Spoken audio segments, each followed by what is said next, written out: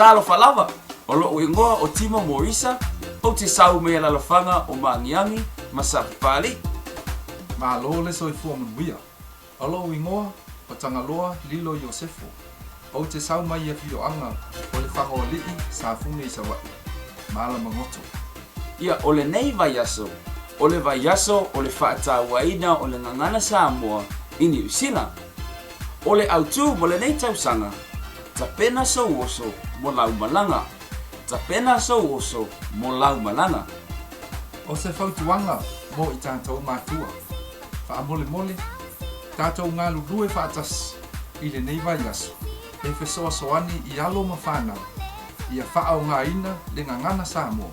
I te tonu o tātou ainga, i te tonu e kālesia. Ai maise o le sio manga o lo tātou iai. These are some different ways that you can say hello or greet other people in Samoan. O nisi o vaenga, po o ni whaau punga.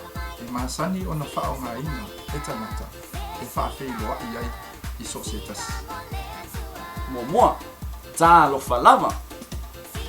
Ma lo le soifua. Ma lo le soifua manuia. Ma lo le langi mama. This is how you introduce your name, your parents' names, and your village in Samoa. O nisi o whaupunga e mawhaiona whao ngā ina. E whaailoa ai, lo tangata. My name is, O lo ui ngoa o, my father is, and my mother is, o lo tamā o lo tina o, and I come from the villages of. o te sau mai e fioanga o, Give that a go now, kids. tamaiti. Alu e waaise tasi o lo ainga. O tamā, o tina. E whaataitai ai, le whaailoaina o lo tangata. O le autu whaamamawhaina i nei tausanga. Tā pena so oso mō lau malanga.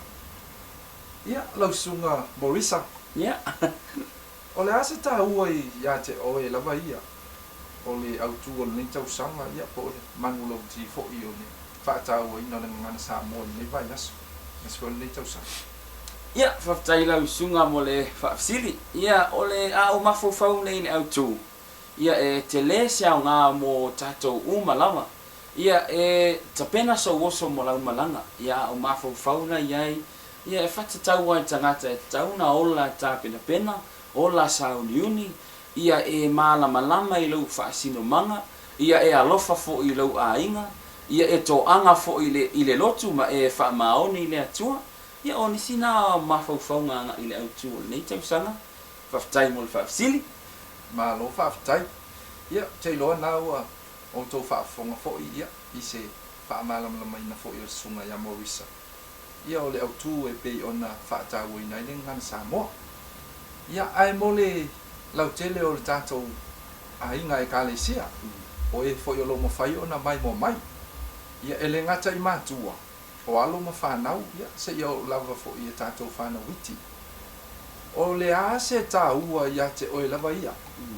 O le autu ua wha tā ua ina i le nei tausanga o le ngana Samoa.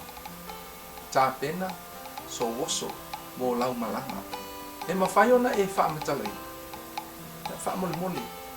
Ia, e mawhai ona e comments mai. Ia, ma whaailoa mai. Ia, lou lava langona. O le tā ua, o le autu o le nei tausanga. O le wha tā ua ina o le ngana Samoa. Ia, manatua, mātua, o se whautuanga, whaamole whasosoani i alu whanau le nei vai aso. Please help your kids with learning and using the Samoan language this week for Samoan Language Week. Ia whaamanuia tele le atua, God bless, and we will see you here tomorrow.